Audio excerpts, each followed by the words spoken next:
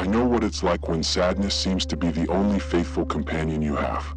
Those moments when you wake up and, before you even open your eyes, you feel that familiar weight on your chest, as if something invisible is pressing against your heart.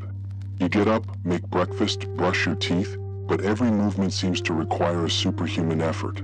It's as if the world keeps spinning at normal speed while you move in slow motion, trapped in a different kind of time. I know the feeling of being in a room full of people and yet feeling completely alone.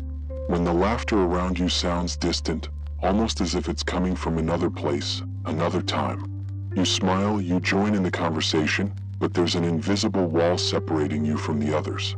The words come out of your mouth, but it doesn't seem like it's really you who's talking.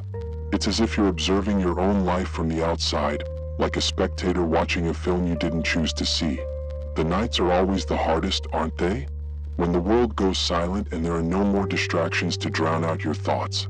You lie in bed and suddenly all those feelings you've kept in check during the day come to the surface. The mind starts that endless conversation with itself. Questions without answers. Memories that hurt. Fears about tomorrow. The clock strikes 3 in the morning and you're still there, staring at the ceiling, counting down the hours until dawn. And then comes that guilt for feeling this way. Other people have much worse problems, you tell yourself. I should be stronger. Enough time has passed. I need to move on. These charges pile up like unpayable debts. You charge yourself for feeling the way you do, as if sadness were a choice, as if pain were a personal failure. And so, as well as carrying the original weight, you also carry the weight of judging yourself for carrying any weight at all. Have you noticed how people around you seem uncomfortable with your pain? They offer quick advice, set phrases as if there were a simple recipe to cure what you're feeling. Think positive, occupy your mind, time heals everything. Well-meaning words, but they often only make you feel more misunderstood. As if there's something wrong with not being able to get over it quickly, as if grief or sadness has an expiry date that you've exceeded. Sometimes you look back and barely recognize who you were before. As if that person from before belonged to another life, another story.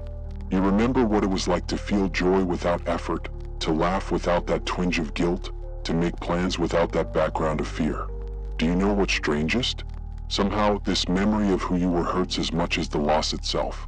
It's like grieving for two people at once, for who you've lost and for who you used to be. Some days you manage to function almost normally. You complete all your tasks, smile at the right moments, even feel a few moments of genuine joy. And then, without warning, something small and seemingly insignificant, a song on the radio, a familiar smell, a date on the calendar, and everything falls apart again. It's like walking through an emotional minefield, never knowing when the next explosion is going to happen. And that's exhausting, isn't it? That constant vigilance, that preparation for the next blow. Have you ever noticed how sadness changes your perception of time? The bad days seem endless, as if every minute were stretched to the maximum. While the good moments, those little intervals of peace, pass in the blink of an eye, almost without a trace. It's as if time conspires against you, speeding up when you need it to slow down, and slowing down when you beg for speed. Somehow, it seems that your experience of time is synchronized with your emotions, as if the universe itself breathes at the same pace as your pain. Have you ever wondered why some memories stay so vivid while others fade? Sometimes memories that you thought were insignificant at the time now appear loaded with meaning. A shared coffee, a casual conversation, a look. Meanwhile, great events that you imagined would mark you forever begin to dilute like ink in water. It's as if your mind is selecting and preserving not what seemed important, but what really was important even when you didn't know it. Do you know what few people admit? That sometimes in the midst of the deepest pain, moments of surprising clarity emerge. As if the sadness cleansed the eyes of the soul. You begin to see the small hypocrisies of everyday life, the empty concerns that once seemed important, the social games we all play. It's as if the pain rips away a veil, and for an instant, you see the world with brutal honesty. There is a wisdom in this, although no one would choose this path to reach it. Have you realized that your relationship with the future changes completely? Before, you might have made long-term plans, dreamed of distant things.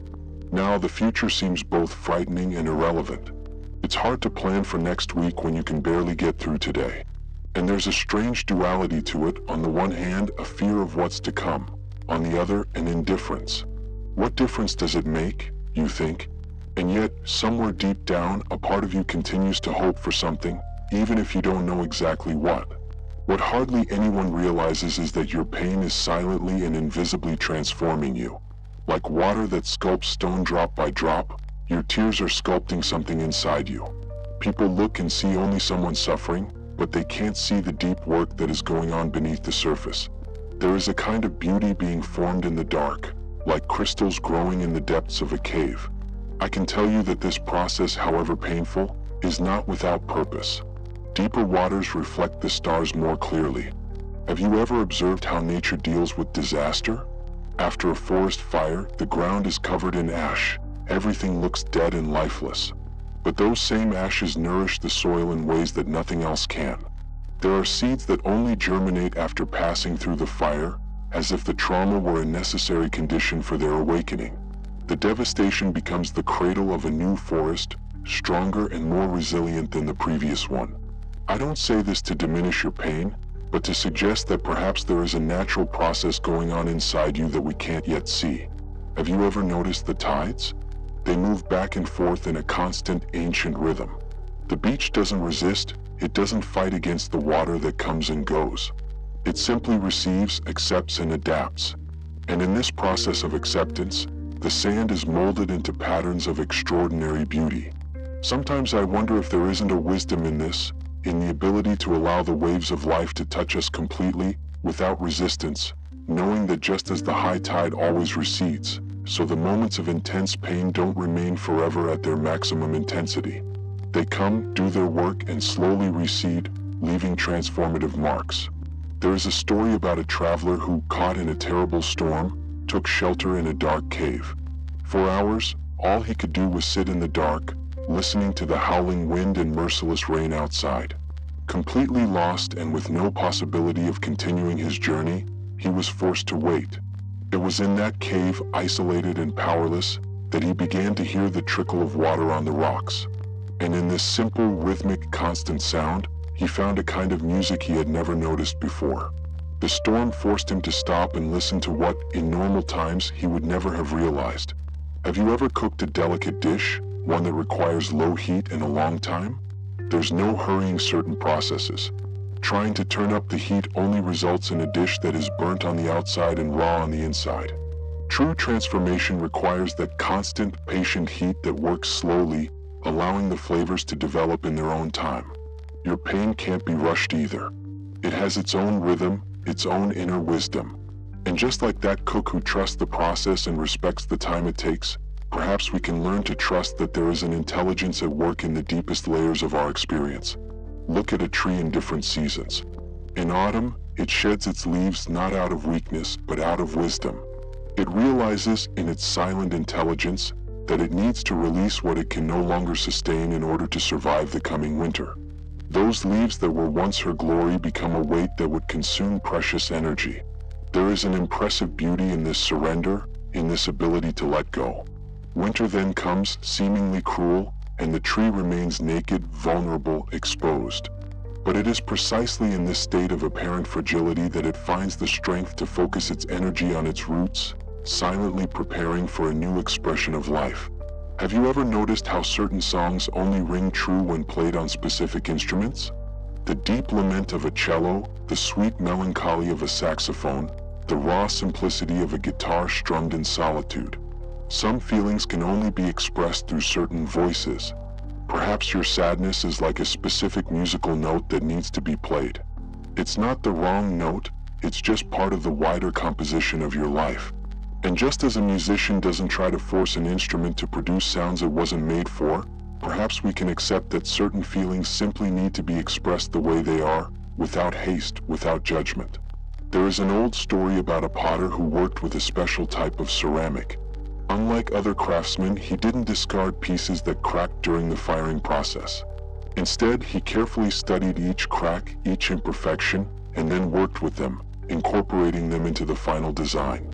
His creations became famous precisely because of these intentionally preserved imperfections.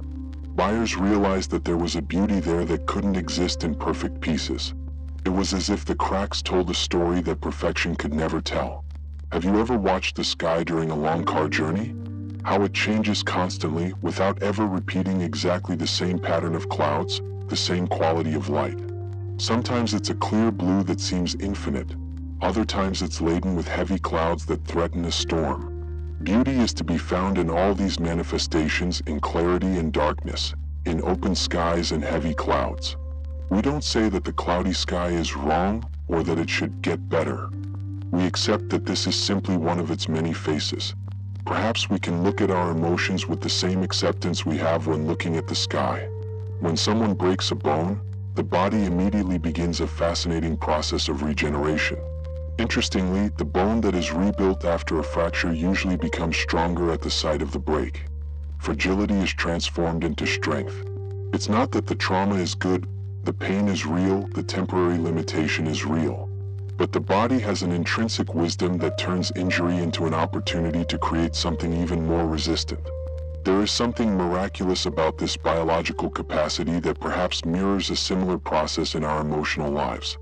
There is an ancient art of gardening that consists of not fighting against the natural characteristics of the land, but working with them, incorporating them into the design.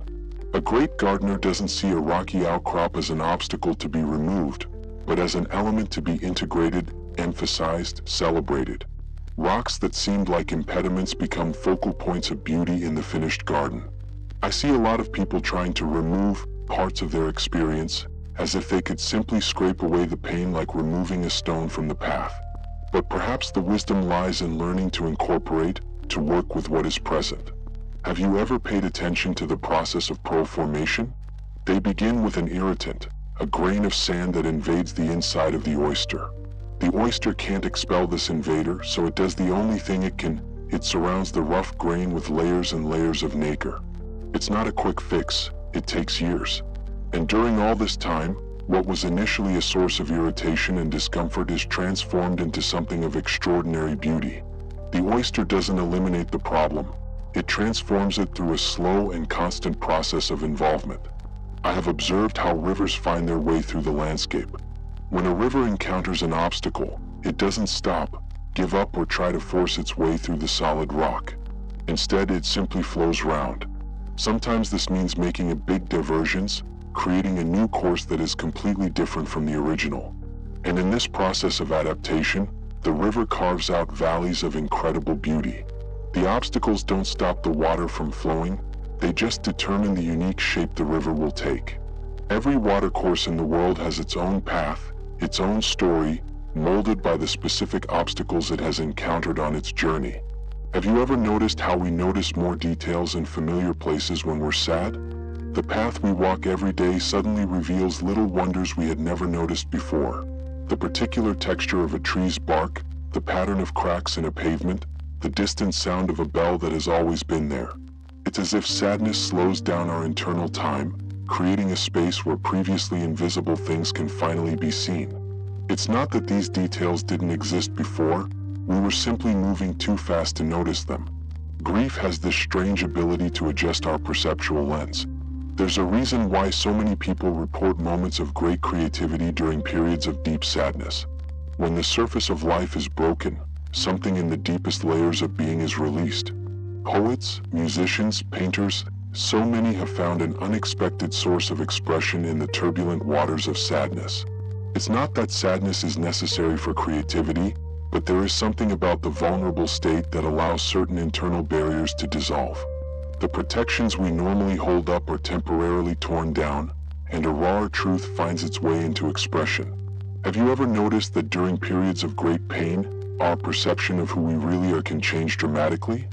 Things that once seemed central to our identity, a professional title, a physical appearance, a social role, suddenly seem so peripheral, almost irrelevant. Meanwhile, aspects of ourselves that we barely recognized before come to light with surprising clarity. As if the pain peels away layers of constructed identity, revealing something more fundamental beneath them. Many people discover during difficult times an inner strength they never knew they possessed, not because the pain created this strength, but because it finally revealed what had always been there.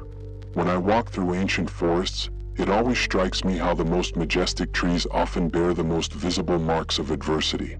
trunks twisted by the constant wind, lightning scars, the marks of ancient fires. It's as if every challenge they face becomes an inseparable part of their majesty. It's not that these trees are beautiful despite adversity. In a sense, they are beautiful because of it. Their unique shape, their distinctive character, the silent story they tell with every curve and scar, all of this is inseparable from the challenges they have faced. They didn't hide their wounds, they incorporated them. Have you ever noticed how we change during periods of mourning? Not just emotionally, but in practical aspects of life. People who have never cooked begin to find solace in the slow ritual of preparing a meal.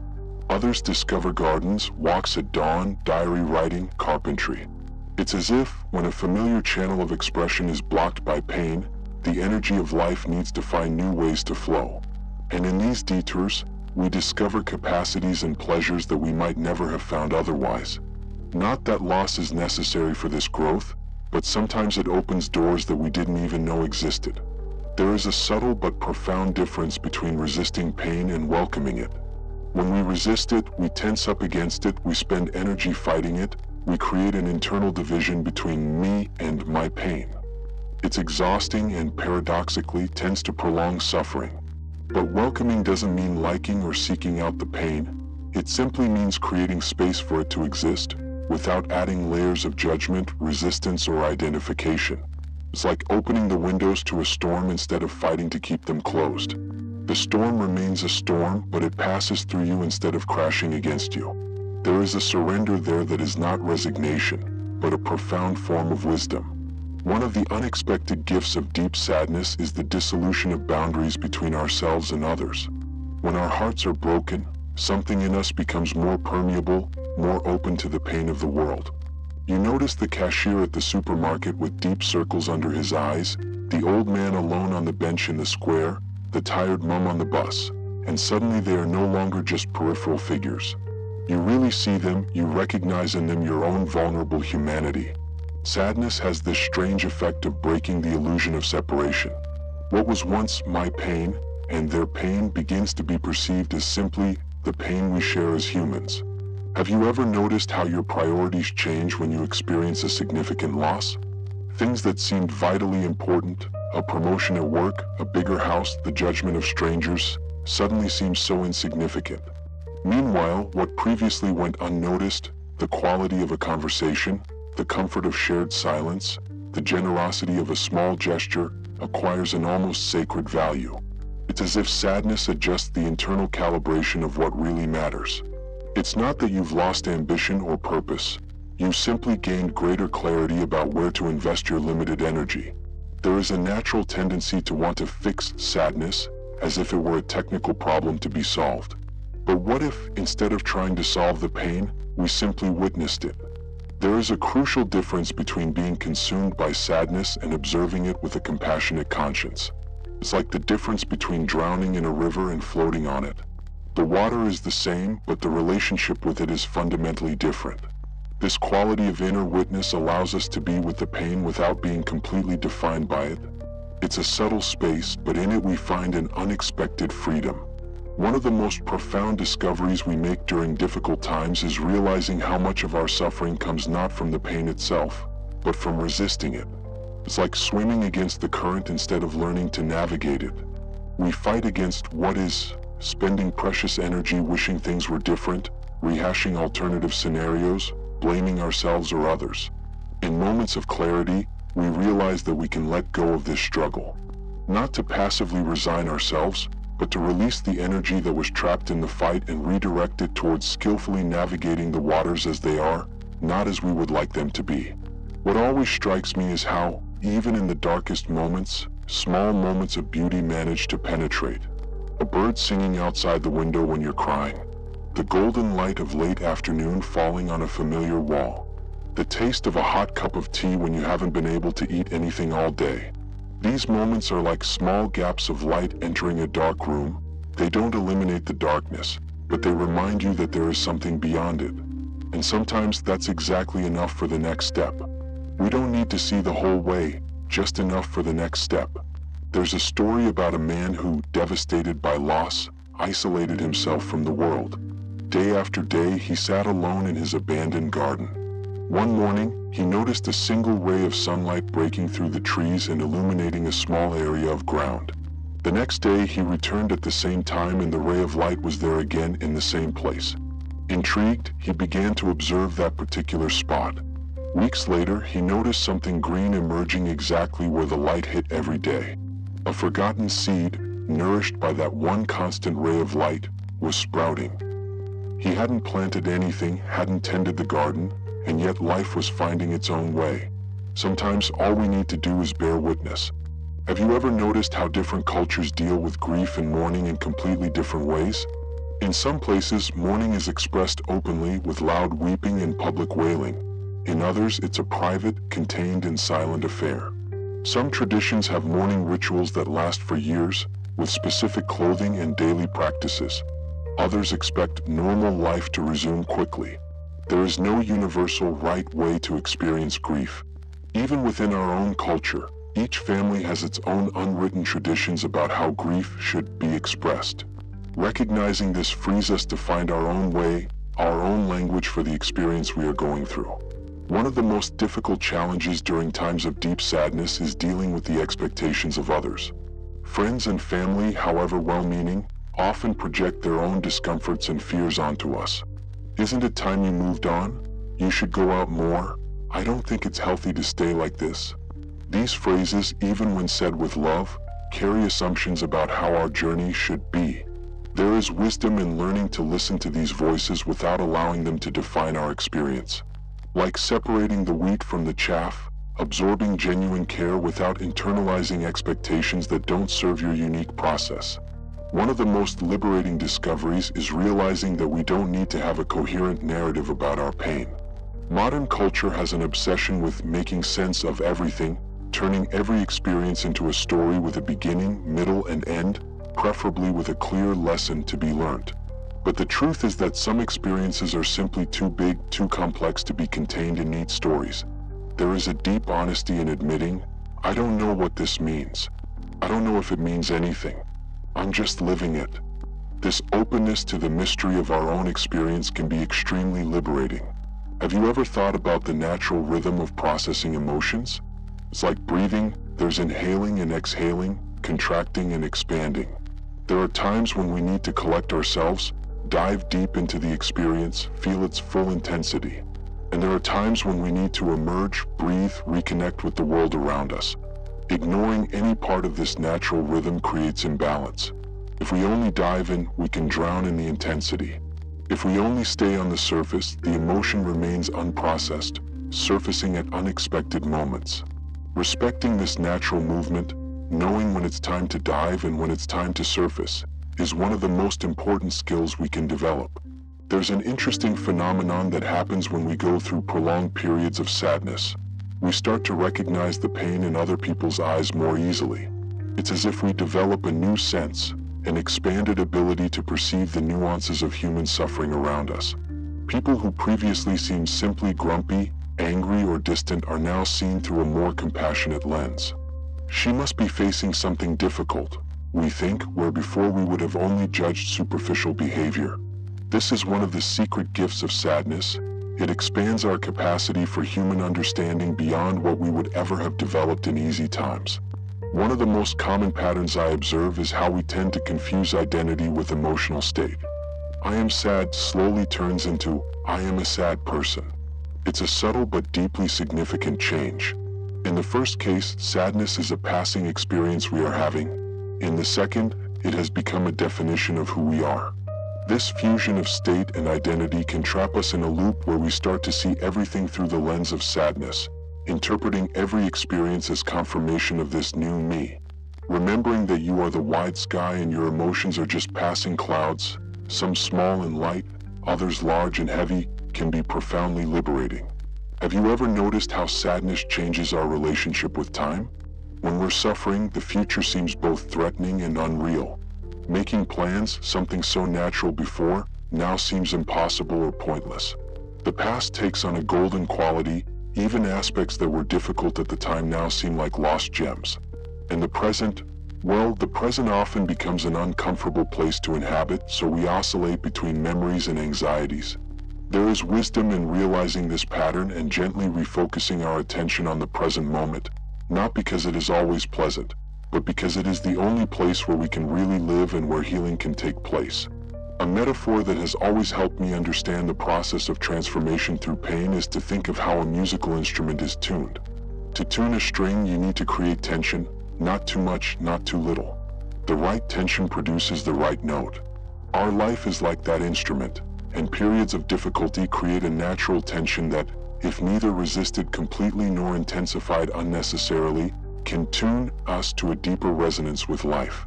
It's not that we need to look for suffering, it comes naturally. But when it comes, perhaps we can see it as part of that mysterious tuning process that allows us to vibrate in harmonies that were impossible for us before. One of the most important discoveries we make during difficult times is the difference between solitude and loneliness. Loneliness hurts. It's that feeling of disconnection, of not being seen or understood, of being separated from the flow of human life. Solitude, on the other hand, is a nourishing state of being comfortably alone, connected to oneself, and through this interconnection, paradoxically more connected to everything around. Sadness often leads us first to painful loneliness, but if we allow it to, it can gradually lead us to healing solitude where we find an inner presence that never leaves us. There is a natural tendency to want to speed up the healing process, as if there were a normal timetable we should follow. But have you ever noticed how different physical wounds have different healing times? A small cut on your finger can heal in days, while major surgery takes weeks or months. It's the same with our emotional wounds. Each one has its own intrinsic integration and healing time. Some pains resolve relatively quickly. Others will accompany us in different ways for a lifetime. The wisdom lies in respecting the unique time that each experience requires, without rushing or artificially prolonging the process. Have you ever noticed how, during periods of deep sadness, dreams often intensify? They become more vivid, more complex, sometimes disturbing, sometimes strangely comforting. It's as if, when the conscious mind is overloaded, the unconscious intensifies its work during the night. These dreams aren't random, they're part of the natural process of integrating experience. They weave new patterns from the broken threads of our lives. We don't need to analyze each dream intellectually, but we can appreciate the deep work that is going on while we sleep, recognizing that healing takes place on multiple levels, many of them beyond our conscious perception. One of the most transformative realizations we can have is that we are not just the ones who are suffering, we are also the consciousness that witnesses that suffering. There is a part of us that remains untouched by even the most intense pain, like the bottom of the ocean that remains calm while the surface is churned up by storms. Finding that point of inner witness doesn't eliminate the pain, but it creates a breathing space within it. It's like discovering a small clearing in a dense forest. We don't need to leave the forest to find moments of openness within it. This realization doesn't come from trying to escape the experience, but from immersing ourselves in it so completely that we discover its true depth. There's an old story about a king who wanted to understand the secret of sadness and joy. He called together the wise men of the kingdom and asked for a phrase that would be true at all times, good and bad. After much contemplation, they returned with a ring on which was engraved, "This too shall pass." This simple truth contains profound wisdom. When we are suffering, the sense of permanence of the pain is perhaps one of the hardest parts to bear, the impression that it will always be like this. Remembering the impermanent nature of all experiences doesn't diminish their intensity in the moment, but helps us carry them knowing that they are part of a larger flow, not our final destination. There is a moment at dawn that photographers call the blue hour. It's that fleeting instant before sunrise when the world is bathed in a soft, mysterious bluish light. It's no longer night, but it's not day either. It's a transition, an in-between place of extraordinary beauty. I realize that on many journeys through deep sadness there is also an emotional blue hour. It's no longer that sharp, unbearable pain of the early days, but it's also not the lightness that perhaps comes later. It's an intermediate state where the sadness remains, but we begin to realize nuances, textures, even a strange beauty within it. It's a precious time, although often unrecognized. Have you ever noticed how rain transforms the landscape? After a heavy storm, Everything looks different, the colors are more vibrant, the air has a special clarity, puddles of water appear that reflect the sky.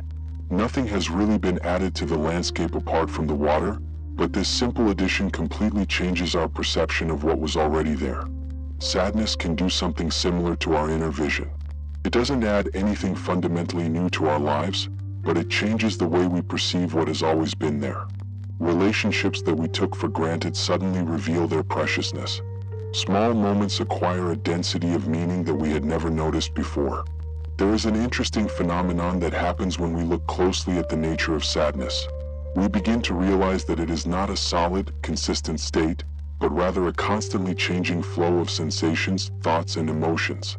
A moment of heaviness in the chest, followed by a memory, then a contraction in the throat, perhaps a brief interval of calm, then a worrying thought. When we stop seeing sadness as a monolithic block, I'm sad, and start observing its components in flux, something is released. It's not that the experience disappears, but our relationship with it becomes more fluid, less frozen. We discover spaces between the moments of pain where we can breathe. One of the most surprising discoveries we make when going through long periods of sadness is that our capacity for joy doesn't diminish. In fact, it often deepens. It's as if the same channel that was dug by grief can now hold more water, be it salty or sweet.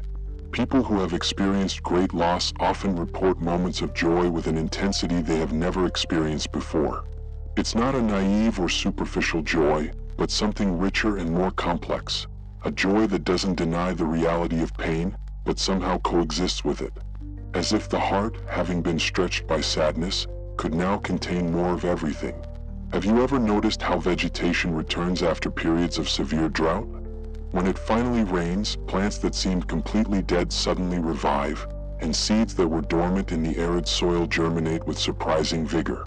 It's almost as if these organisms have developed a special intelligence for difficult times, not to resist drought by denying it, but to enter a state of watchful waiting, preserving their vital energy in the most protected core of their being. There is something deeply inspiring about this natural strategy. It's not giving up or fighting uselessly, but a kind of intelligent surrender that preserves the essential while awaiting more favorable conditions. One of the most profound transformations that occurs when we go through extended periods of sadness is in our ability to be with the suffering of others. Before, we may have offered quick advice or tried to fix someone else's pain. Now we understand the simple value of presence. We've learned how to sit with someone in their pain without trying to diminish or rush them. We've discovered how to offer a safe space where the other person's truth can exist without judgment. This ability is a precious gift that our own pain has given us, not one we would have chosen certainly, but valuable nonetheless. There are people whose presence makes us feel instantly understood, and they are often those who have walked through valleys similar to our own. There is a specific quality of human connection that we only find when we share real vulnerabilities. When we allow ourselves to be seen not only in our strength and competence, but also in our fragility and confusion. It's a different kind of intimacy, deeper than that based on common interests or shared experiences.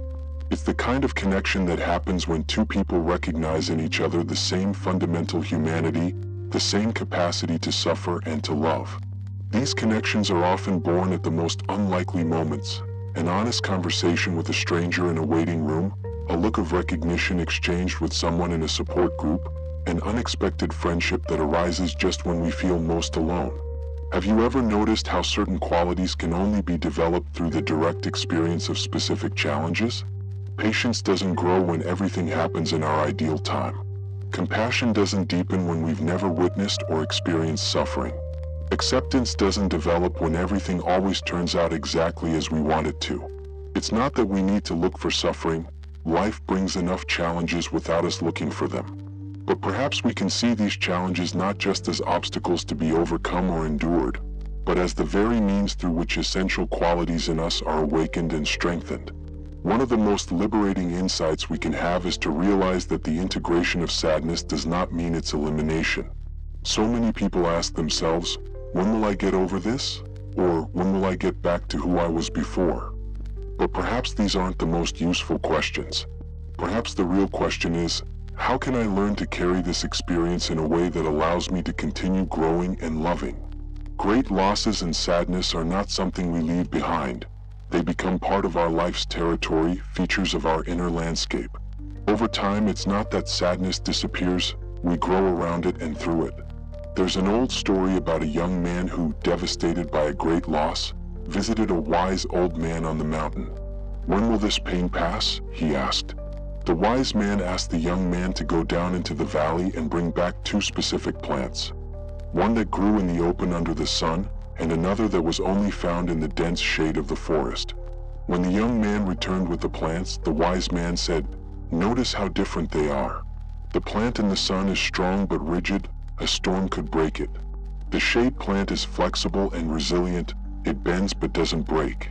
Each has developed exactly the qualities it needs to thrive in its environment. Your pain is like the shade in the forest. Don't ask when it will pass, but what qualities it is developing in you. Have you ever noticed how certain aromas have the power to instantly transport you to another time and place? The smell of a certain dish cooking and suddenly you're 8 years old again in your grandmother's kitchen. This phenomenon reveals something important about how our experiences are stored not just as mental information, but as complete sensory impressions, preserved intact somewhere deep inside us. In the same way, sadness is more than sad thoughts or painful emotions. It is an embodied experience stored in the very tissues of our being. That's why true healing can't just be a mental process of thinking differently, but needs to include our whole being, body, heart, mind, and spirit. One of the most valuable discoveries we can make is the difference between primary suffering, the natural and inevitable pain of life, and secondary suffering, which is what we add through our resistance, denial, self-judgment, and rumination. Sadness at the loss of a loved one is primary suffering. Guilt at not getting over it fast enough is secondary.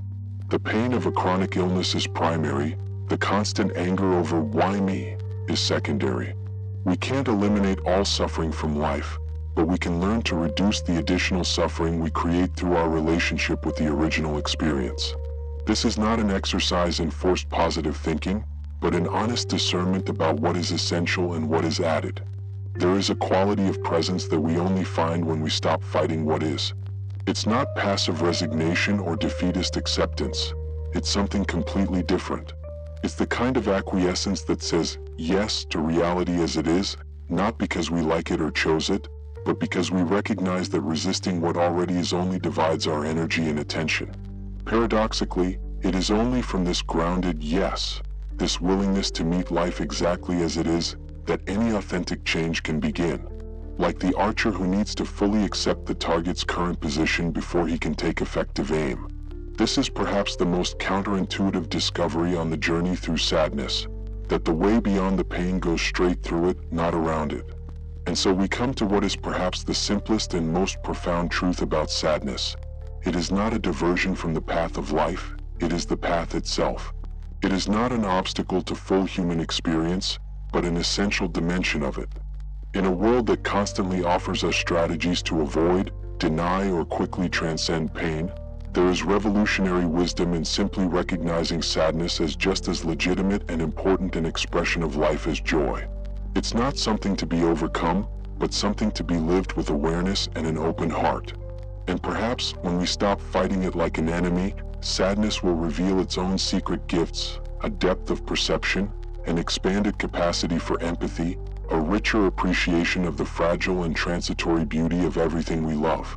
For it is precisely because we can lose that we can love, and it is precisely because we can suffer that we can grow.